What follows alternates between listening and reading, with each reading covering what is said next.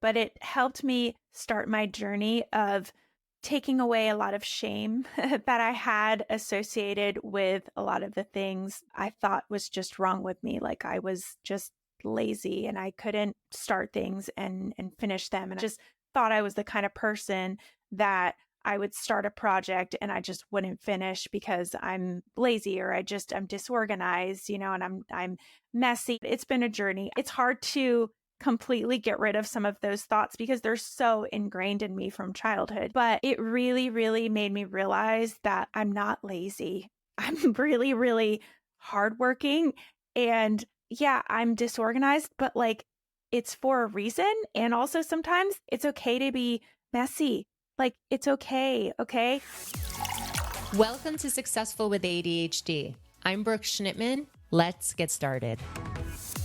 Welcome, everyone, to another episode of Successful with ADHD.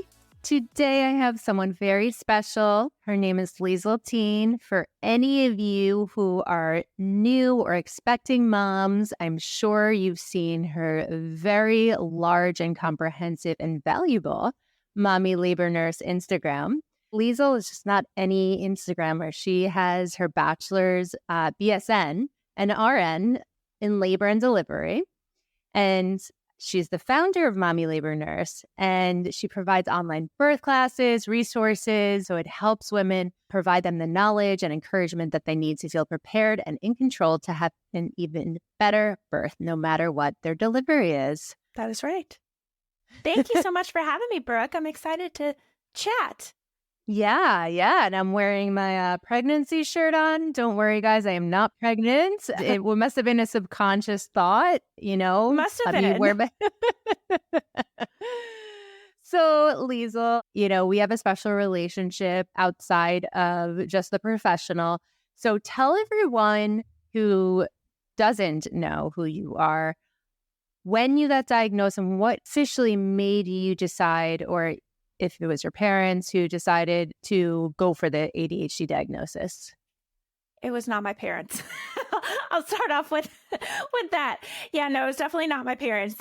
So kind of what happened was I have been just in therapy for years. And I think, honestly, I started seeing stuff on social media, on TikTok and Instagram, of ADHD kind of stuff just popping up.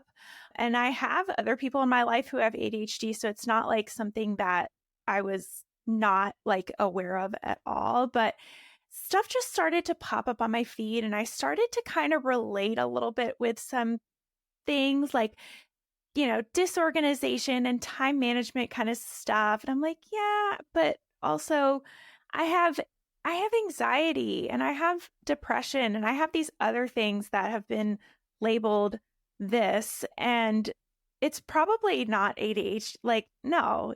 So I just kind of started to dive a little bit deeper into that and talk to my therapist more. And she was like, that could maybe be what's going, because she's a therapist. She's not anybody that can diagnose things, right? But she's like, that's interesting. Why don't you see a psychiatrist and see if you can get a screening and talk to him? So I did. I went and found it's actually quite a little bit harder than people think to get an appointment for a freaking ADHD diagnosis. Yeah.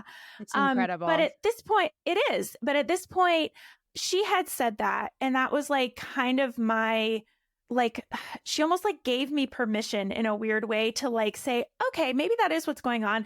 Let me now research everything that I need to know about like women with ADHD. And so by the time I'm like in the appointment with my psychiatrist, this is a lot of times I think what people do with ADHD is they're like, I know I have ADHD. Can you just tell me that I have ADHD?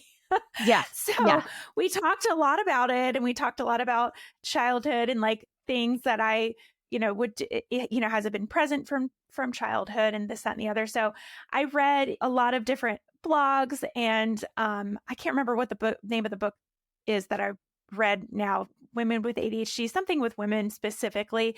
And that really hit home. I felt like I was reading a book about my life. So by the time I got into that appointment, it was basically a done deal.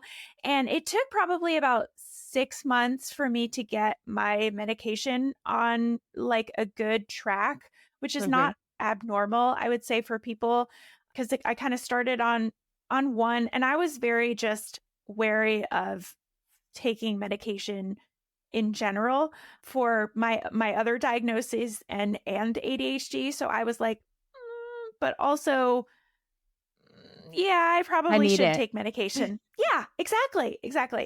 Like I said, it took about 6 months to get like a good routine and a good medication regimen down pat. And now I feel good and I feel regulated, and it's working well. Yeah, you're lucky it was only 6 months. It could I take up to know. 2 years for people to find Yeah. the right medication. So what changed? What changed when you got the right medication for you? Honestly, I felt a lot more.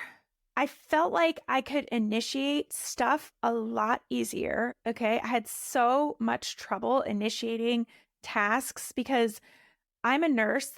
Okay. I work in the hospital still, but now I have somewhat of a desk job. And since I've had my desk job per se, it is so hard to do some of this stuff that you have to Oh do yeah. behind a computer. It's so hard Oh yeah. because it feels so boring. So I would say that really, really helped me, just task initiation and staying on task. And it was weird how I could just remember what I was doing as I was doing it. Because back before I started medication, there was always that, like, I would be in the middle of cleaning the kitchen or something, and I just like would totally forget that I was cleaning the kitchen. And now it still sometimes happens, but it's like when I'm at my desk and I'm doing a project, it's just easier to remember, like, in the back of my head. If I get kind of off track on something, I'm like, oh yeah, I am supposed to be doing this other thing. Now it's up to me if I'm like, yes, I'm going to go and do the other thing and actually go back on task. But it helped that as well. Just kind of like staying on task. That was a big, big thing of mine that it definitely helped. I really, really noticed the dopamine like surges almost because, yeah, I didn't even realize how much dopamine had to do with like staying motivated and task initiation and like all of this executive dysfunction that I had. Like, oh, wait a second. If my dopamine is nice and high, I am more apt to do all of these things. So I would say it definitely helped my work life tremendously and just kept my thoughts a little bit more balanced. Like right now, what I take is extended release, and that is perfect for me. I started off with not even a stimulant. Mhm. I did like a combination of Wellbutrin and another antidepressant, which many people do, and it works well for. And then I started with the short-acting Adderall stimulant, and that was good for a while, but I recognized that I would sometimes forget to take it the halfway during the day, and it just was, so I'm like, can we start an extended release? Now it's like, okay, I just wake up and I take it in the morning and it works and I'm good. Amazing. Yeah, it's definitely been a journey for sure. For sure. It's funny that you said that you were having trouble sitting at a desk because that's actually when I noticed that I had ADHD as well. Even working with ADHDers for 20 years, as soon as I started working online with clients, I was like, oh my God, I'm having such a hard time shifting attention.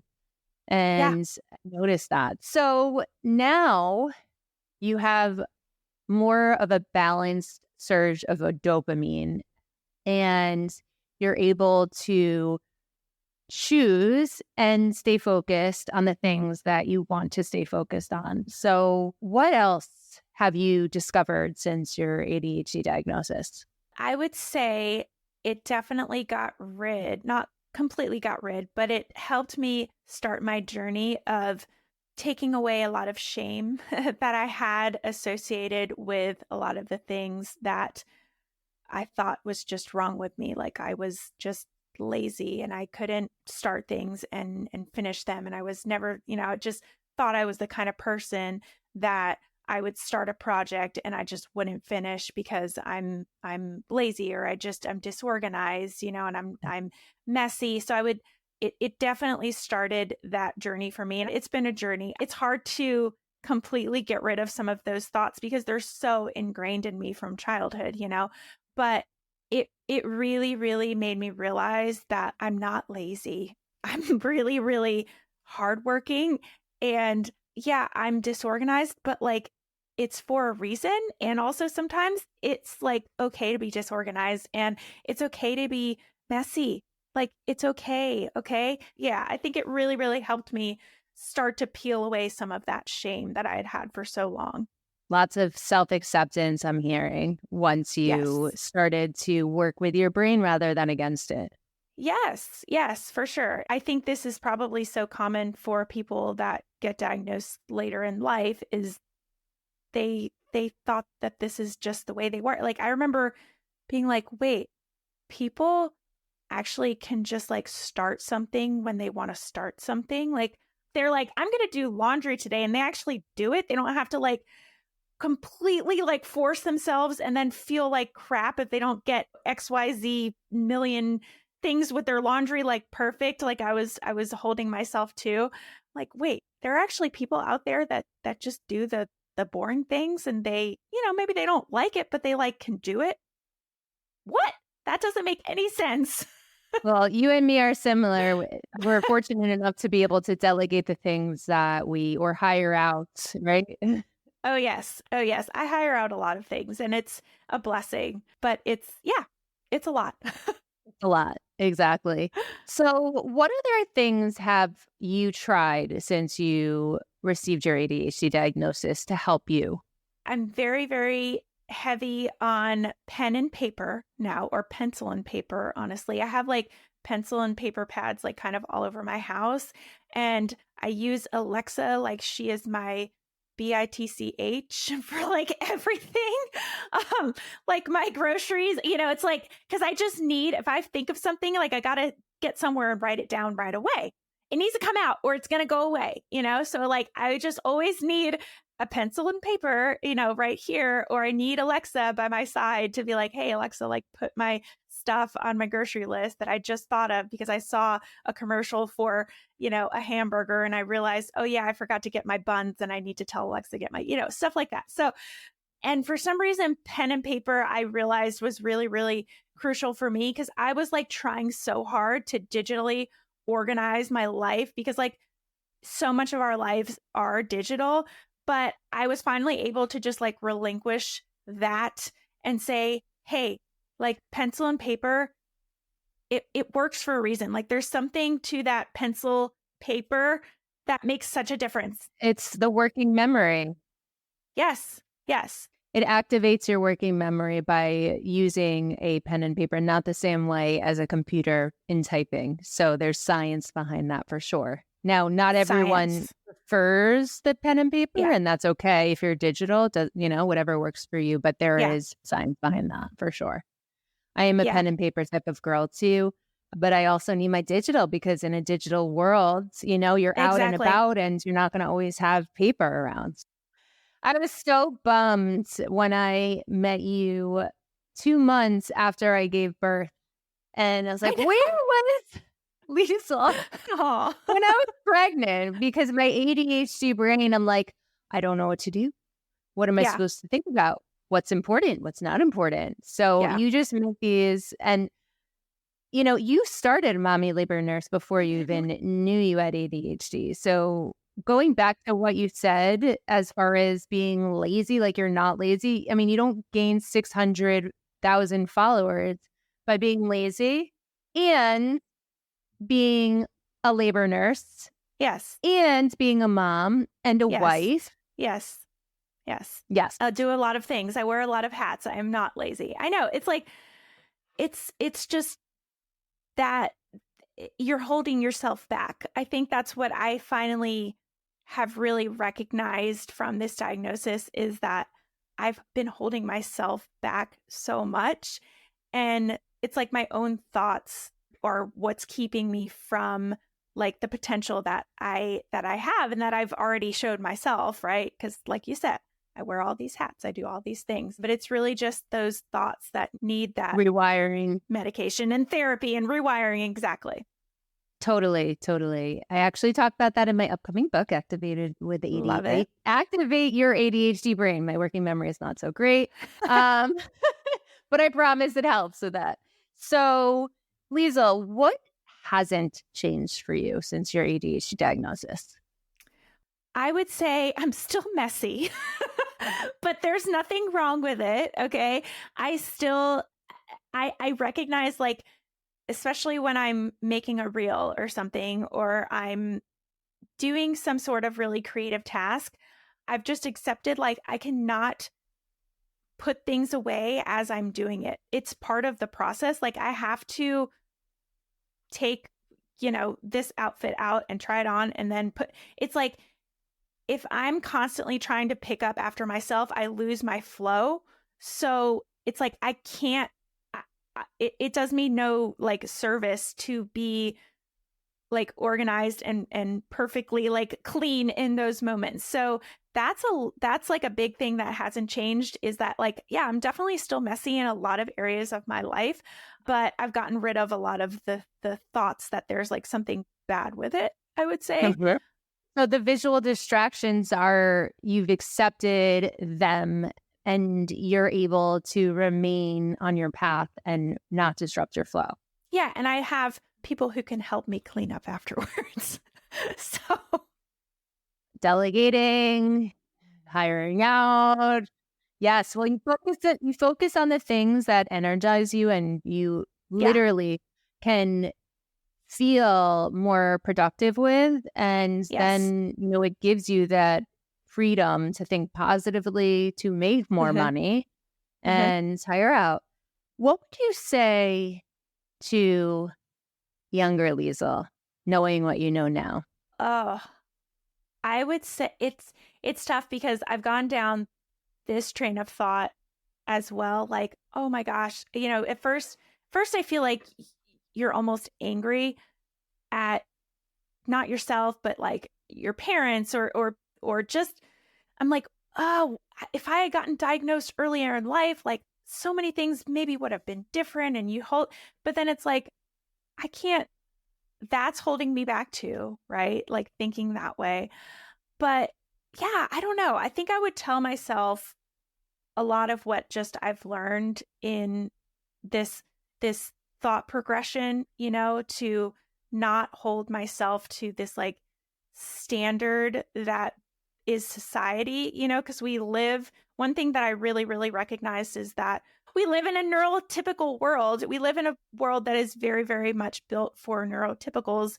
And so, gosh, it makes so much sense why, if I don't have a neurotypical brain, like, stuff feels a lot harder. So I think that's something I would just interject, like, hey, this is kind of what's going on, Liesel. Yeah. Since you have ADHD and you help moms, and I'm sure a lot of them have ADHD as well, what would you say is just one thing to think about if you're an expecting mom with ADHD? I know that you honestly probably know more about this than I do, but I know that there's been some studies recently that have come out about medication regimens and pregnancy, and which ones are okay and which ones aren't. Because I know a while back, people were like very anti-stimulant during pregnancy, and now they're saying, it's an individual basis, right? So Mm-hmm. first of all, don't think that if you get pregnant and you're on stimulants, like, oh my God, my life this is going to be so horrible, I can't take my regular medication. There are definitely things that, there might be some different dosages, I don't know, but it's not like an end all be all. Okay. I would say, be kind. Oh my goodness, be kind to yourself during pregnancy, because it's ADHD brain and pregnancy brain mixed. And like I said, I got diagnosed after I was pregnant both times with both of my kids. And it's like, oh, wow. Yeah. Okay. You have pregnancy brain, but you're like, oh yeah, I also have ADHD. So it just be really kind to yourself. Okay. Let's see. There's a lot of like, I'll talk about one random tip that I just thought of, that I know is my ADHD coming out. One tip I tell people at the end of pregnancy when they're packing their hospital bag is, I would always forget last minute what's going to go in my bag, but I couldn't pack the last minute things. Okay. So like, one thing that I did was I took a little sticky note and I would write those things, I don't know, my toothbrush or my Charger. pillow, because like your charger, the things that you couldn't pack in your bag, but like you had to grab before you had to go out of the house. So I'm like, just write them on a sticky note and then put it on your packed bag. And then it will alert you and let you know like, oh, I need to go grab these things. Genius. Okay. Yeah. Yeah. Same thing with like a diaper bag. Okay. If you are out and, you need to remind yourself like, oh, hey, I need to pack this, that, and the other, put a little sticky note on there. A good thing for the diaper bag that I tell people too is like to try and get into the routine of stocking it after you get home instead of trying to like pack stuff right before you're leaving. We know what happens in general with ADHD. The executive function shuts down when you're like frantic and you can't think. And then you put a baby on top of that. There's no planning involved. Yes. Like this is how I think of a lot of my bags, or go things like in my house. Duplicates of things have like really saved my life. I think, I can go on and on about that. That's a whole other thing. But yeah, it's being kind to yourself. Definitely using visual reminders for sure is one thing. But yeah, it is tough. It's very tough having ADHD and being pregnant at the same time and being a mom and just living in our world. Yes, I hear you. Well, thank you so much for coming on Successful with ADHD. If you had to leave one success tip, I think I know what you're going to say, but be kind to yourself. Yes, that is mine. Be kind to yourself. I'll say be kind to yourself. Embrace your uniqueness, okay? Because it's not, there's nothing wrong. You're unique. Embrace it, okay? Also, don't be afraid to reach out for help or seek out, whether it is you're getting a diagnosis or you're reading books, like more information is power. That's what I'm all about at Mommy Labor Nurse. We love education. So the more you can learn about what's going on with you, the better and more empowered you can feel. So I think of be kind and rewind. You remember that? Yes, I do. Blockbuster, right? Yeah. Gen Z, I'm sorry, this doesn't apply to you. How can people find you, Liesel, if they're looking for tips on how to be a new mom, want courses, want strategies? Yeah. So I'm most active over on Instagram, just mommy.labornurse over there. And TikTok, it's the same, mommy.labornurse. I've got a podcast myself. It's just the Mommy Labor Nurse podcast. I'm almost at 200 episodes. We're almost there. I've had the podcast for a while now. So a lot of good information over there. I've also got the blog. It's just mommylabornurse.com. And that's where we also got our online birth classes to check out. Awesome. Thank you so much for being on Successful with ADHD. Thanks for listening to this episode of Successful with ADHD. I hope it helped you on your journey. And if you need any additional support for you or a loved one with ADHD, feel free to reach out to us at coachingwithbrooke.com and all social media platforms at Coaching with Brooke. And remember, it's Brooke with an E. Thanks again for listening. See you next time.